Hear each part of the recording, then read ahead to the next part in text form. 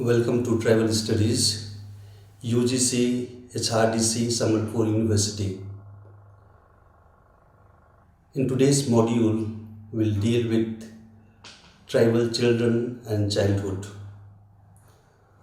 Once all of us were children and we have experiences of childhood, some good memories, some not so good memories, but we do cherish those memories. And in fact, when we feel bad, we go to our childhood and try to relive the childhood experiences we have. And at the same time, whenever we have some bad memories, even in the adult life, we go back to the childhood experiences and try to see what we had been and what we are today.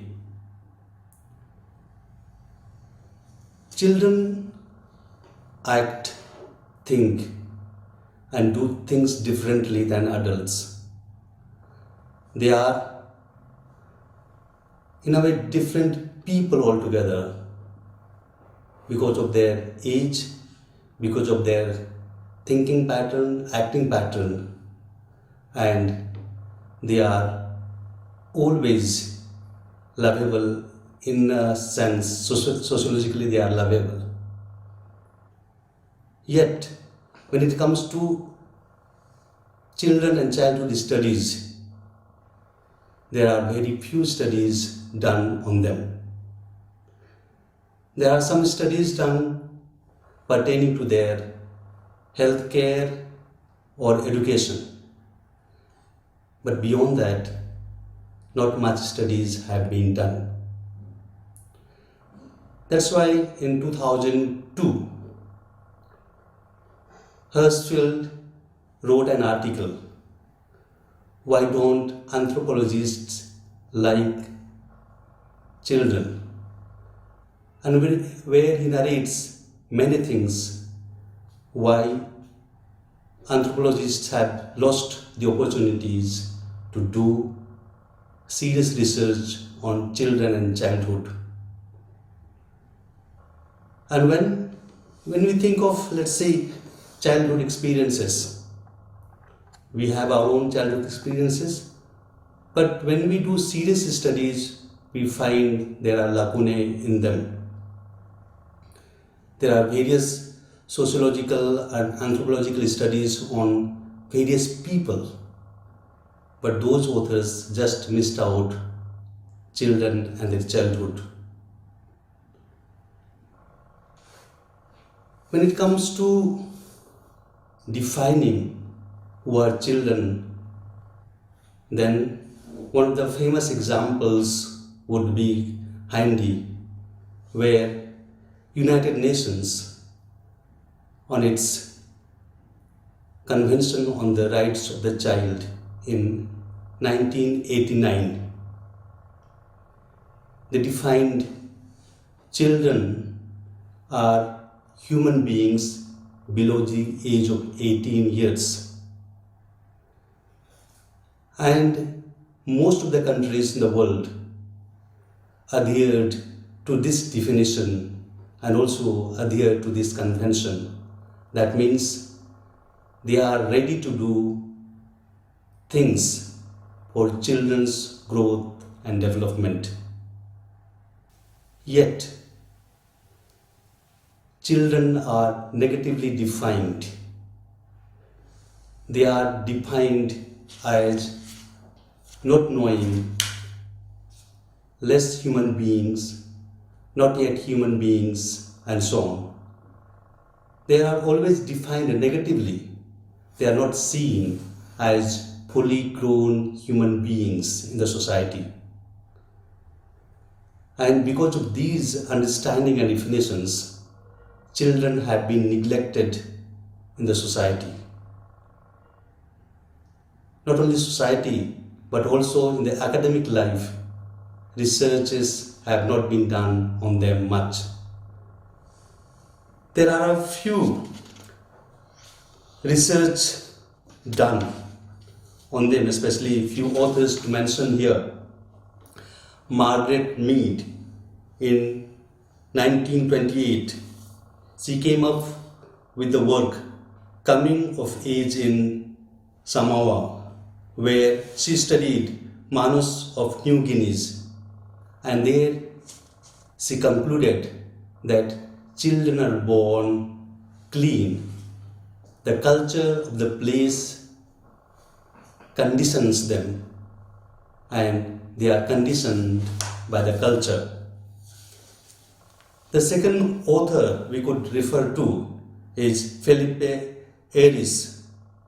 In 1962, he came up with the work Centuries of Childhood, a social history of family life, where he talks about children, and he says children belonged to the adult society and they are miniature adults, and that's how he concludes that many researchers did not go for children and childhood study.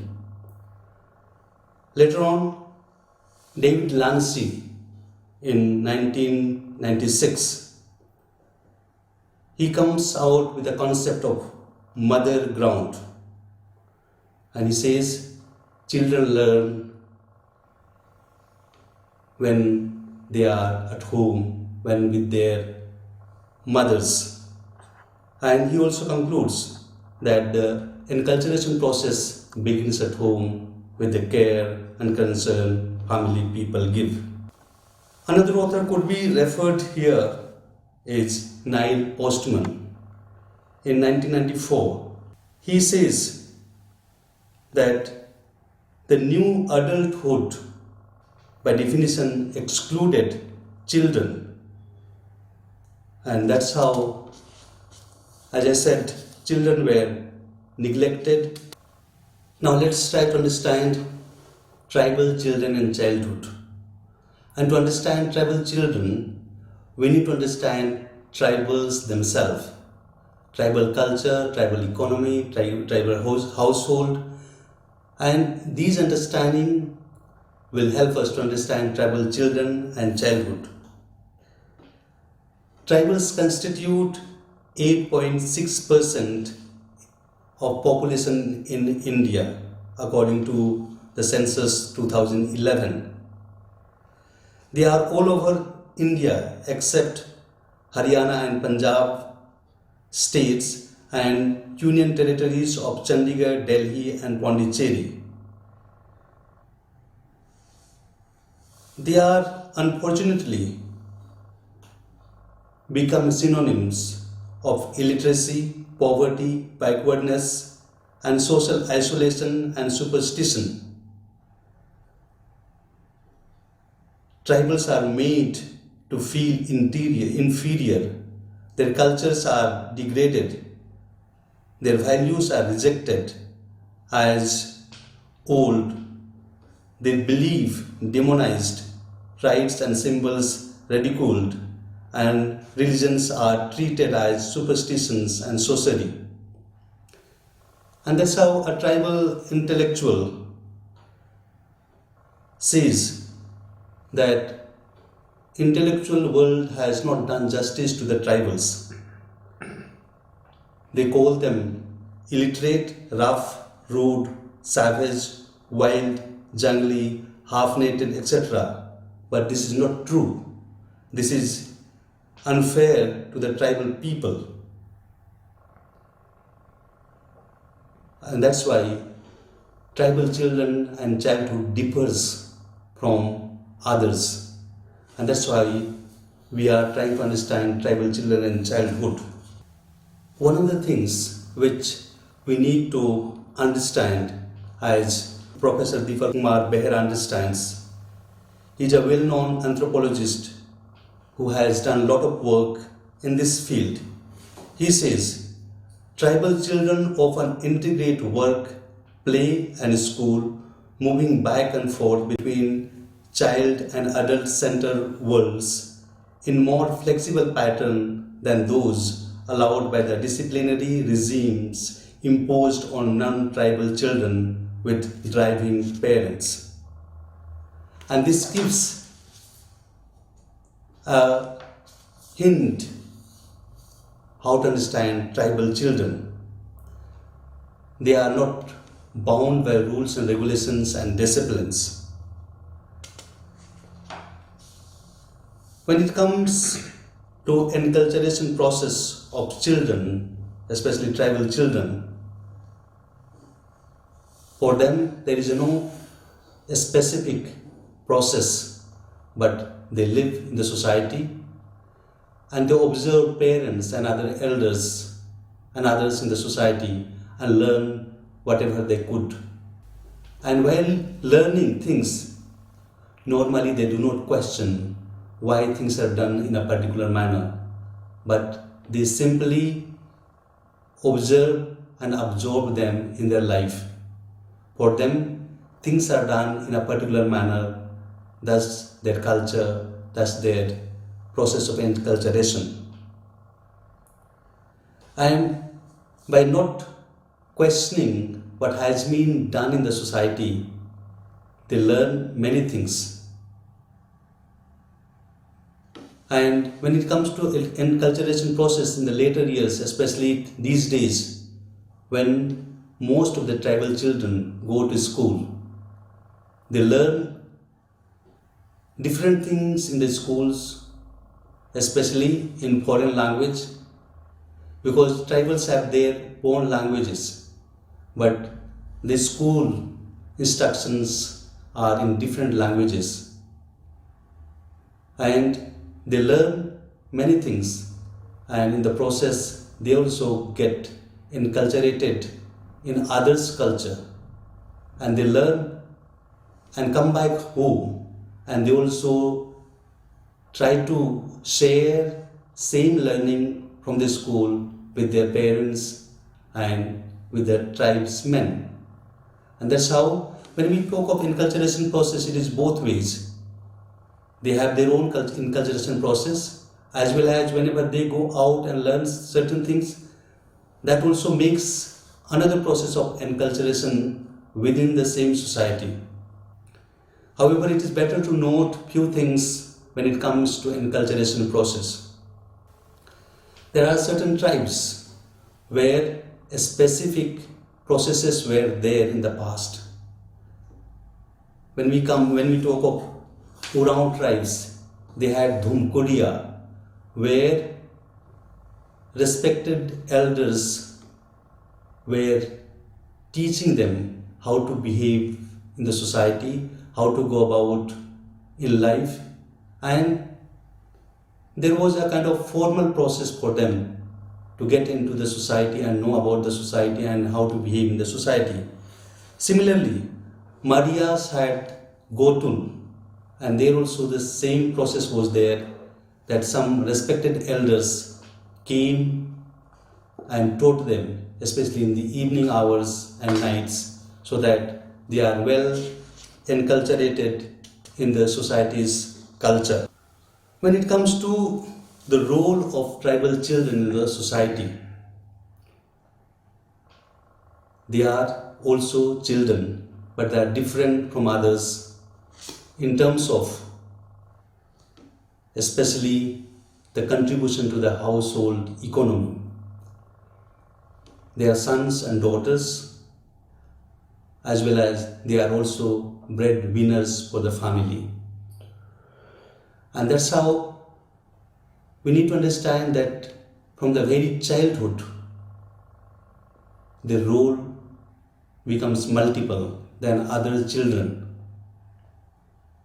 And they are able to handle things. As in the beginning I said, for tribal children, work, play, leisure, all are integrated and they are able to manage them. So along with children, sons and daughters, they are also partly breadwinners for the family.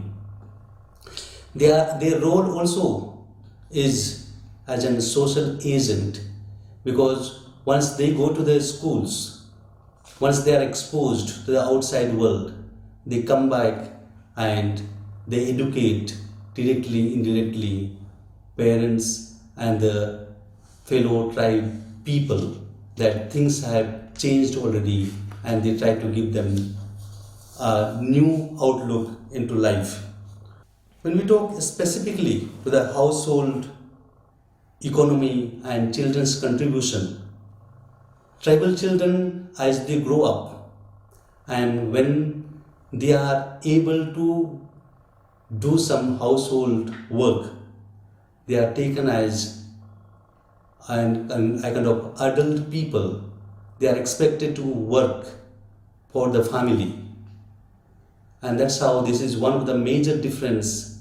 We need to understand that they are breadwinners for the family, and most of the tribal parents see their children as an economic asset rather than liabilities, and that's how many tribal parents will have more children to be more breadwinners for the family, because they need to live a decent life, and for them it is children who are assets, who are to earn money for the family. And even today, when the education has gone long way in the society, with the compulsory education, almost all tribal children are in the school. But before going to the school and after the school, they go to the fields, work for the family, and on holidays they go as daily laborers or they migrate for works so that they are able to earn some money. And there are children, once they are grown up, let's say about 10 to 12 years, they are able to manage their own expenses by their own earning. Then they do not depend on parents for their needs and for their schooling. And this is where I have been talking about that children differ from other children. And here another thing we need to understand more and more. Like any other society, female children are more burdened with the household economy or household contribution. They spend more time to help out in the household works. They also help out outside, and parents expect that they do the household work, and that's the priority. If they are not able to do those things, they are not sent to the school. There are also other aspects where older children help out in taking care of younger siblings so that parents are free for other work. Now, when it comes to identity of tribal children, with my little analysis and studies, I find that they have mixed identities. When they are in the society, they have an identity of tribals. But when they go out in the school and elsewhere, and when they interact with others, their identity slowly gets transformed or changed. And with the arrival of market economy, they are totally confused. As tribals, they have their own cultures, they have their own traditions, but they are not in isolation. When they interact with others and with the influence of market economy, where things and also even people are taken as commodities, and this commodification of children is also seen in them, because when we observe tribal children, their dressing patterns, their eating habits, their hairstyle, and everything they are that has been slowly and gradually changing. And problem lies here. The first and foremost, they have an identity of tribals. The other side, another identity is being proposed or enforced on them.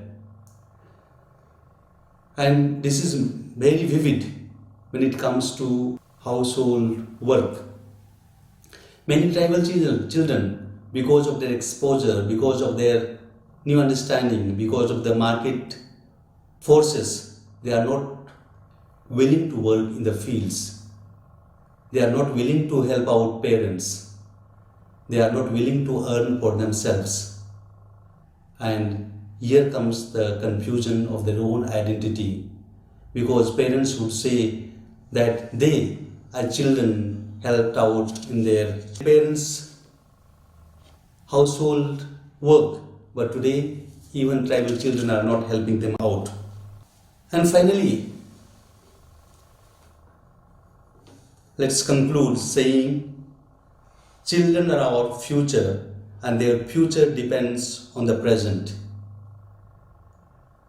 And as every parent wants their children to flourish in life, even tribal children think and wish the same, that their children flourish in life, and for which all of us have to create conducive atmosphere so that they are mentally, physically, psychologically, spiritually grow in life and become a good citizen, a good tribal people in the years to come, so that they continue the legacy they have received from their parents, the traditions they have, so that these traditions keep on giving us lessons for life, because there are many things which others do not have, and tribals have the riches for themselves